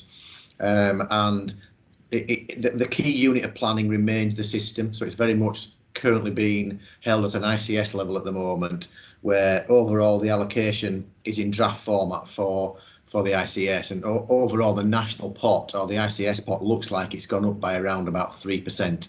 Various ups and downs in there, and the number does change on a constant basis while they're looking at the detail that goes into that. Clearly there's a big piece of work to do to understand the ask for any growth monies that have gone into the overall pot, and that's the work that we need to do over the forthcoming weeks, with the draft plan to be submitted on the 17th of March at an ICS level. So that will bring it forward from a place-based submission probably to somewhere in the region of the end of February. So quite a bit of work to do between now and the end of February, but mindful of the operational pressures that the organisation is facing, we might have to take a slightly different pragmatic approach to planning for 22-23, particularly around some of the detail around the activity planning, the workforce planning, and then how does that convert into our financial plan. So we haven't determined the exact approach yet, and it will very much be determined by the availability of colleagues across the organisation. They have established a separate pot next year of 2.3 billion for elective recovery, which has been top sliced from the COVID monies, and plans in terms of how that is accessed are still being formulated. Just out of interest, they are looking to restart the sequins process again for 22-23 in terms of some of our qualitative indicators, and in reintroducing an element of activity-driven payment for the elective work that we undertake. We've very much been on a block contract for the last few years, but there may be a more blended approach for elective recovery for next year. In terms of capital allocations, there's a detailed allocation process quantum for 22-23 and a baseline number for 23-24 and the following year. We're currently trying to work out the allocation methodologies at an ICS level to understand how that is cascaded down to individual organisations, and we're still working on that at an ICS level. Just what I did miss off was the final plan submission date, which is currently the 28th of April. So draft plans on the 17th, final plans on the 28th, and we'll likely bring something to the February Finance and Performance Academy in terms of our draft submission for the middle of March, just to bring the Academy up to speed in terms of where we are in our planning assumptions. And as Julie's already mentioned, discussing it a little bit next week at the Finance and Performance Academy in terms of what does 22-23 currently look like. I don't know whether Sad's wanted to add anything from a performance and an access perspective. Thank you, Matthew. Very helpful detail, Matthew, thanks. Sad, yeah, thanks. I wasn't going to add anything certainly in terms of the operational position. I think Mel's update has covered in quite some level of detail the COVID position for us. But within the planning guidance, as Matthew's indicated, that's been released, as you'd expect, a real big focus on maximising elective activity and reducing long waits and improving performance against the cancer wait time standards. They've put some ambitious targets within there around delivery of 130% of baseline activity, because obviously wanting to crack through the backlogs. There's going to be a big push and a focus on eliminating 104-week waits and then reducing that down to greater than the 78-week waits, and then an overall reduction in the number of patients waiting in excess of 52 weeks as well. For cancer in specific, there's going to be a push, which there has been up to point as well, around the number of patients that are waiting longer than 62 days, and that needs to come back down to the levels that we were at in February 2020.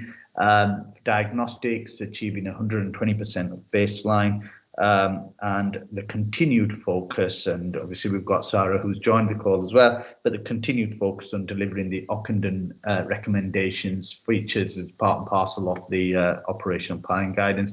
And then lastly, for urgent emergency care, just at a high level, reducing the number of patients who spend their overall time of 12 hours in A&E. So this isn't the metric around from the point a decision to admit was made. This is a new metric, which is around the overall time that somebody presents in A&E and the increased need to ensure that we improve as an NHS on the ambulance response times and the handover times that we feature. So that's just a very high level ops performance view of what's contained within the operational guidance.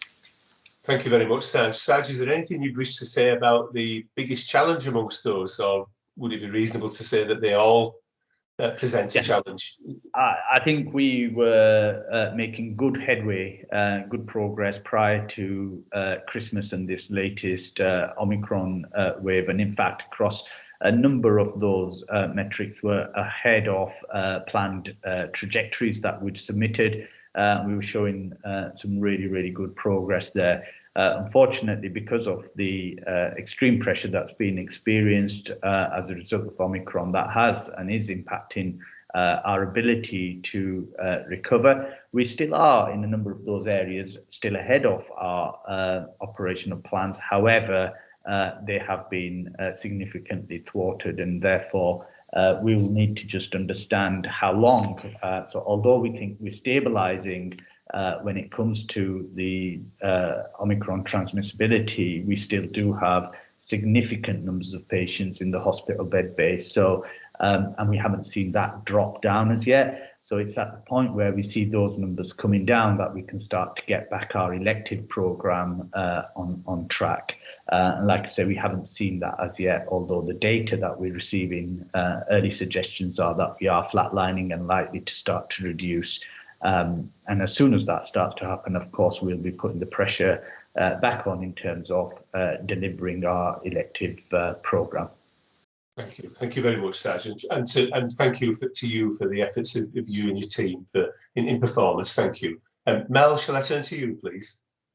It was just to reference the planning guidance, really, and obviously colleagues have mentioned it as it relates directly to this organisation's response to what's in there. But if you if you have had sight of the planning guidance, you'll see that it also talks about lots of activities that relate to the work that we are doing as a place with partners in our place, and also the work that aggregates up into at ICS level. So there's lots of things in there about bigger digital strategies, population health management, using population health management to tackle inequalities. So whilst we will have a strand of work to respond as an organisation to the operational guidance, much of which, as Matthew's alluded to, is emerging, because whilst there was a desire to get it out as soon as possible in broad terms, because we don't know where we are as a baseline in relation to the latest wave of the pandemic. It is a movable feast as such. But there is a corresponding piece of work being done at place level, led by Louise Clark and Robert Madden as the kind of operational performance leads and the strategy leads, to vest all of this in the response that is the year one of our overarching healthy, happy at home strategy for Bradford District and Craven. I just wanted to set that context because it's really important. Thank you very much indeed, Mel. Thank you. May I ask whether there are any further questions of the Fairness and Performance Academy Chair or colleagues, please? No? And what I'll do then, I'm conscious we've got Sarah who's joined us for the Maternity Services update, which today, please, Sarah, is intended to be as brief as we possibly can within reason. So may I turn to you, Sarah, and bring to colleagues' attention item 12. I know it's under quality, and of course we'll come back to hearing from the chair, but given that Sarah's joining us for that particular item and was expected at 11:10, shall we take the Maternity Services update now then, please? Item 12. Sarah, is that okay? Does that work for you? That's fine, Max. Thank you. Thank you. Welcome. Yeah. Thank you very much. Okay, so you have got both November and December papers presented together today. Just to note that there were no appendices for November, but there are a number for December, and there is a little bit of board approval required for a couple of items. So if I take both papers as being read, but I'd just like to highlight a few key areas for noting and discussion, please. So starting with harms, but on a positive note, stillbirths for November and December combined were 5. The summaries in immediate learning, level of investigation, etc., are all included in the paper for you to take note of. But on a really positive note, this brought the overall 2021 total of stillbirths to 25, which was a reduction on the 35 that we reported in 2020. And that's also in the context of we haven't got the final scores on the doors, but of a slightly increased birth rate as well in 2021. So I think that's something that we're obviously extremely proud of as a service. And again, as I've noted in the paper, there's no complacency there. We still are very much committed to reducing that even further and to continue to embed what's already contributed to our success in last year's figures. So that was the first thing. HIEs, as we always mention, we had one baby that was treated in November and none in December. Sadly, the baby in November was following a placental abruption, and that baby unfortunately had to have care withdrawn quite soon after birth and was contributed to one of our neonatal deaths. Rapidly moving on to neonatal deaths, and I think the take-home message for this is if board require any further information or a little bit more detail, I would suggest that we invite our neonatal colleagues possibly to the next board meeting. There were 4 deaths in November and 3 in December, but of those 7, 3 were anticipated, so babies that were either extremely premature or had some life-limiting condition. And 2 of them were as a result of the Klebsiella outbreak that you're probably aware of. Within that time frame, the Bradford Registrar for Births and Deaths did escalate some concerns to the Trust regarding an increase in a perceived increase in neonatal deaths during 2021. Now the neonatal team have done a little bit of analysis on that, and actually what we think is driving those figures up to some degree is that we had quite a lot of non-viable babies that were born in 2021. So that's a baby that unfortunately comes out, breathes for a few moments, and is then categorised as a live birth. But actually, that baby was never going to survive. So, but it still legally has to be reported as a birth and death. That we do feel that that's driving that figure up a little bit. So, as I said, I think if there is any further conversation that you want around neonates, then I would suggest that we maybe table that for next time if you're in agreement. Just carrying on with neonatal and stillbirth, so just to bring to your attention that Appendix 2 is a copy of the quarterly perinatal mortality review tool update, which we are required to present to board as part of Safety Action 1 of the Maternity Incentive Scheme. I'm very pleased to say that we're either meeting the standards at the moment, or we are on target to be able to achieve the full compliance by the submission date, which has again been moved in view of the current ongoing pandemic pressures. Okay, so we're now on to just to mention some staffing pressures that we've had during November and December, and in line with which are completely in line with the rest of the organisation. What we have noted, however, is that that's led to some significant gaps in our community midwifery service, which has actually made put a bit of a risk in being able to provide routine antenatal care to some of our women. We've therefore had to take the action to temporarily pause the intrapartum element of a couple of our continuity of care teams during December and January. We are closely reviewing this, and we will, of course, reinstate this as soon as staffing levels improve. But I just wanted to bring it to board's attention, given that continuity of care is still such high profile. We've put other mitigation as well to buffer community services at the moment too, but we did feel that we couldn't give gold standard care to a small proportion of women when there were other women that weren't receiving even a basic level of antenatal surveillance. So staying on with continuity, in November, Karen kindly approved Appendix 3, which is the updated midwifery continuity of care action plan. That's part of our routine safety champion meetings. The purpose of the plan was to outline the building blocks that are needed to achieve continuity of care as a default position for all women by 2023. And I would like board to approve the plan with Karen's support, and which again is unfortunately a requirement of Safety Action 9 of the Maternity Incentive Scheme, so everything's tied up together. We've had some feedback from the LMS on our submission of that action plan, who feel that it was very comprehensive and realistic. I'm getting to the end now, so just to note that the maternity theatre build, unfortunately, is now formally delayed. The existing mitigation that's in place remains unchanged, so we're continuing with all the measures that are existing, and we haven't perceived that there's a need to do anything differently at the moment. Unfortunately, we haven't had a revised completion date yet, but I will share that with board as soon as I know.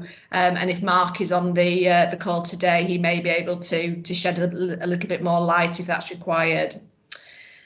And then finally, we continue to work towards our Cerner Go Live, and we're just at the point now where we're starting our staff training. Now, there are ongoing staffing challenges, as I've referred to in the paper, and these are giving us a little bit of concern with our target of being able to meet the required amount of midwives that are trained in order to go live successfully.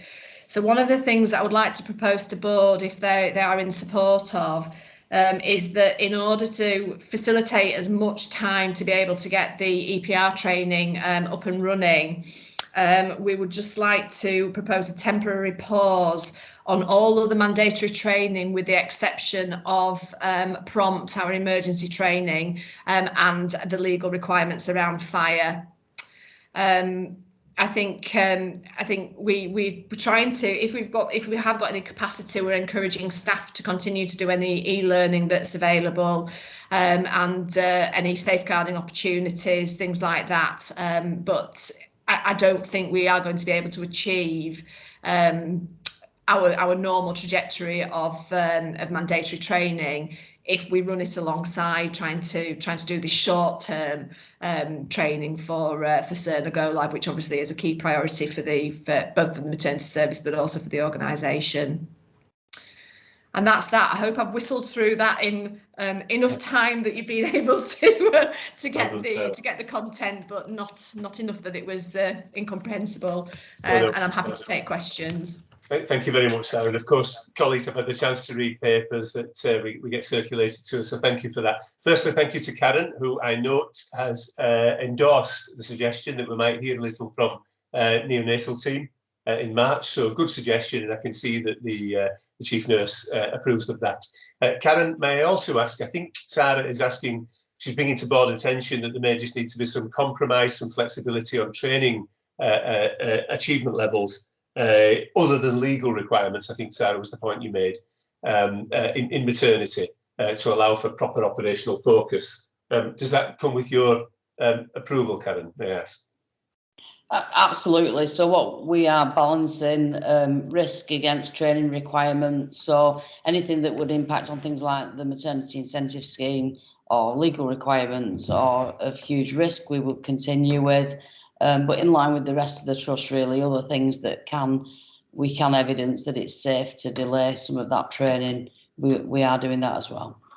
Thank you, Karen. And may I assume, Karen, that you mean by that it's a temporary position given current operational pressures? Yeah. So subject to constant review, I guess. Yeah.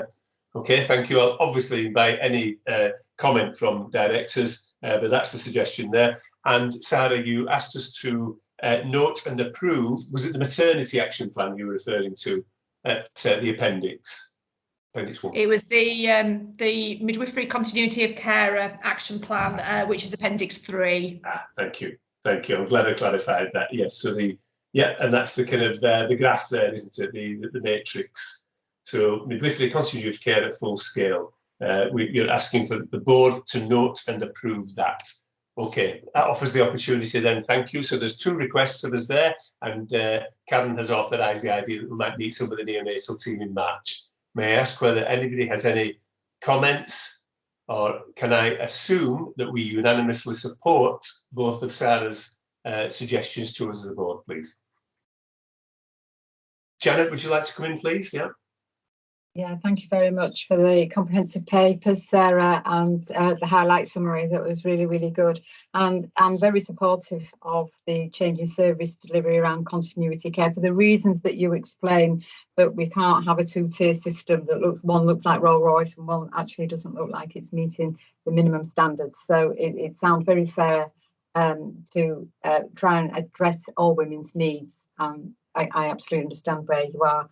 In terms of the temporary post of mandatory, it's an interesting one because mandatory training per se tends to lead through legislation anyway. So I think I'm just curious about how long you anticipate, because I can't remember from the paper, the temporary delay for some training might be. That's my point about that.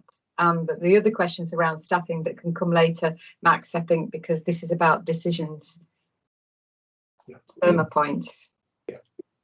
Thank you, Janet. Thank you, Janet.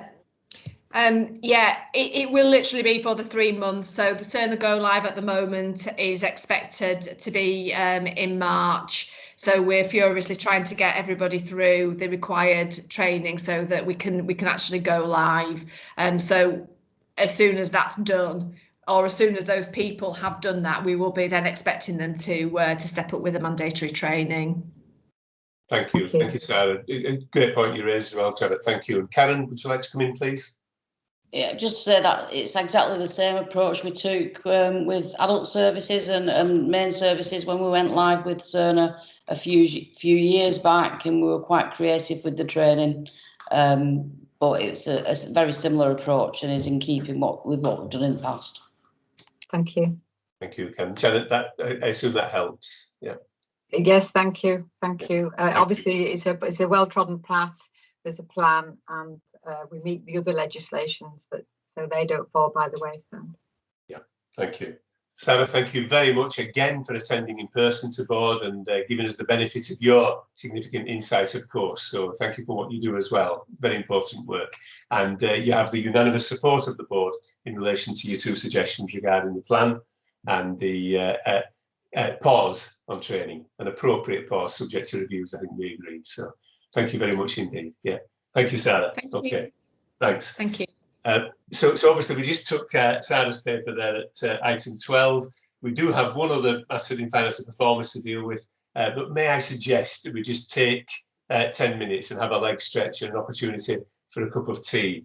I don't know, of course we have a guest in our consultant Mike joining us at 12 for our closed session, but again it'll be important that we at least get a 5-minute break before that as well. So we may just need to be rapid through the other items to be dealt with. However, shall we come back at 11:40?